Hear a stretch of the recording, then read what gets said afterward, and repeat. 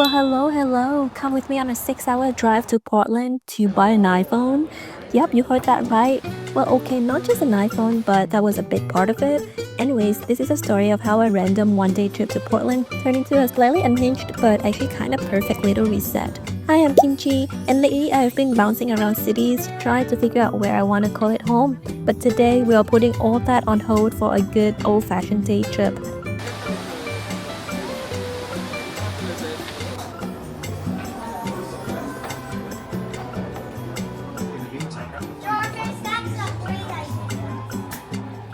So we left Seattle at 7 a.m. on a Saturday, which I have to admit was very ambitious for me.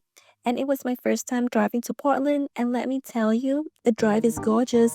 You leave behind Seattle's moody grays, and suddenly you are surrounded by the deep greens of Oregon forests. It's the kind of drive that makes you want to roll the window down, blast nostalgic music, and reflect on your entire life, or sleep if you're not the one driving. We're here at Wahkeena Falls in Oregon. But the parking lot here has very limited spots. We arrived at 11 a.m. but it's all full and we had to wait for like 15 minutes for one slot to open up. Here. So our first real stop was Wahkeena Falls. Well, since it was only 10 a.m. and none of the shops downtown had opened yet, so nature it is.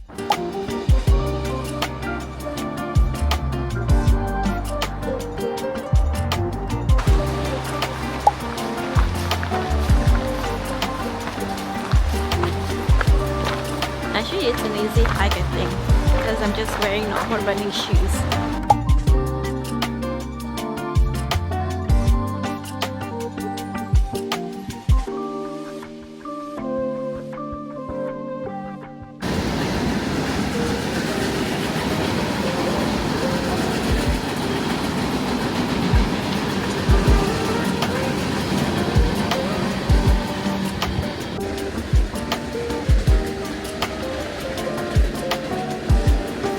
We also walked over to Multnomah Falls, which is more famous and definitely more crowded, but still insanely beautiful. It's one of those places that actually looks like the pictures.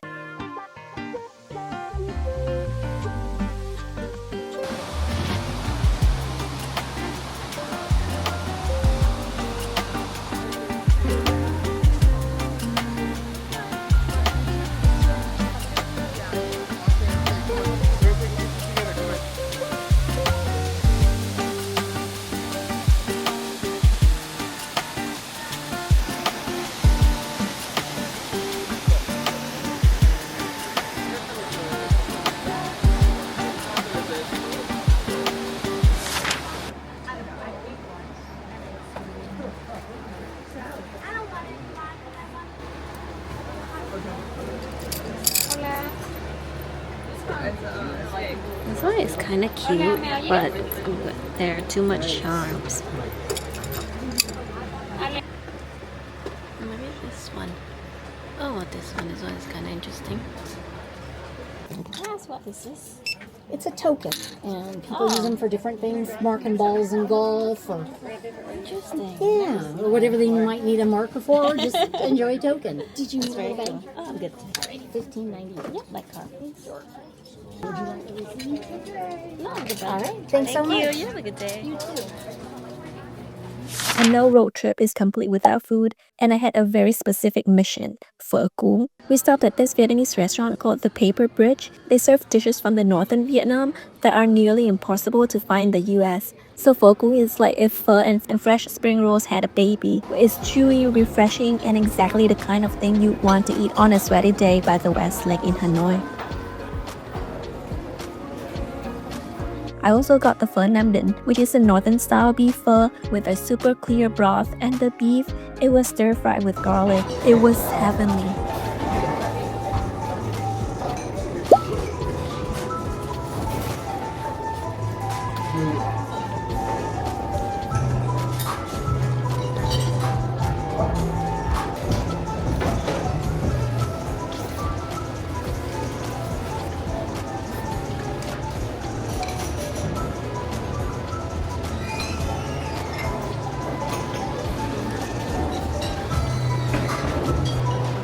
After lunch, we drove into downtown Portland, and yep, it's exactly how I remembered.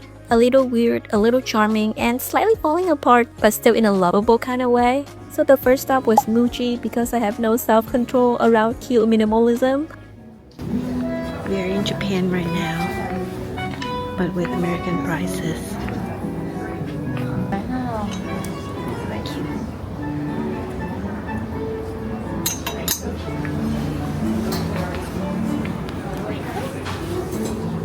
But more importantly, they had a robot making espresso, like a legit robot pulling shots like a Tokyo barista.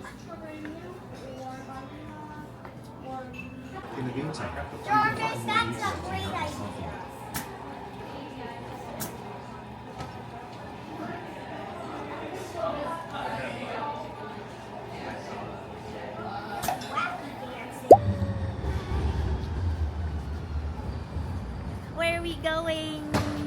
I don't know where we're going. Portland. We're going where the roads take us.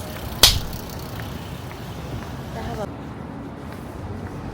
Apple store. And next up is my main character moment. We went to the Apple store and I finally did the thing. I bought the iPhone 16 Pro. Pick up order. I literally just ordered it last night. This one is an iPhone 13 that I bought like 3 years ago. So time to upgrade.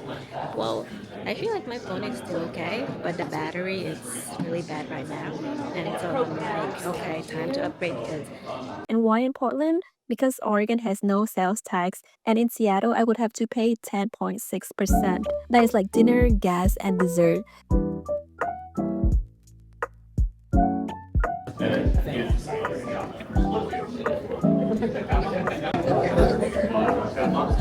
It's pretty cute. I have like the SIM thing. Oh, no. The phones don't have SIMs. Oh really? Yeah, have it for like 3 years now. All eSIM. Oh. Yeah, no physical SIMs. Yeah, you've an older phone for the last 3 years. No SIMs. So Yeah. then how can I connect it to the new phone? You contact your carrier and have them connect it, activate it. Oh, but mine is prepaid though. They'll convert your physical SIM into an electronic SIM, and they'll move it over to the new phone. Oh, even for prepaid? For everything. Yep. Then we also made a quick stop in Best Buy because I needed a new hard drive. And turns out when you make content for a living, your life becomes a pile of cables, chargers, and 4 terabytes of video clips that you might edit someday. So this is my glamorous content creator life, cables, and external storage. And on the way back to Seattle, we stopped in Tacoma for dinner at a sushi spot called The Koi. So we found it through a random search and it had thousands of reviews, so obviously we trusted the algorithm. It was inside the UW Tacoma campus and it was packed even on a Saturday evening, and I got the sushi set and it actually exceeded expectations.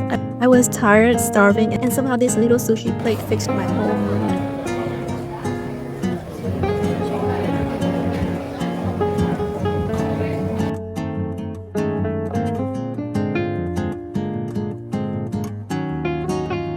So by the time we got back to Seattle, it was almost 10 p.m. Would I do this again? Well, honestly, yes. There is something really satisfying about squeezing a little road trip, waterfalls, nostalgic food, a tech splurge, and a robot barista all into one day. It was chaos, but in the best way. And thank you for tagging along, and follow for more random road trips. Bye!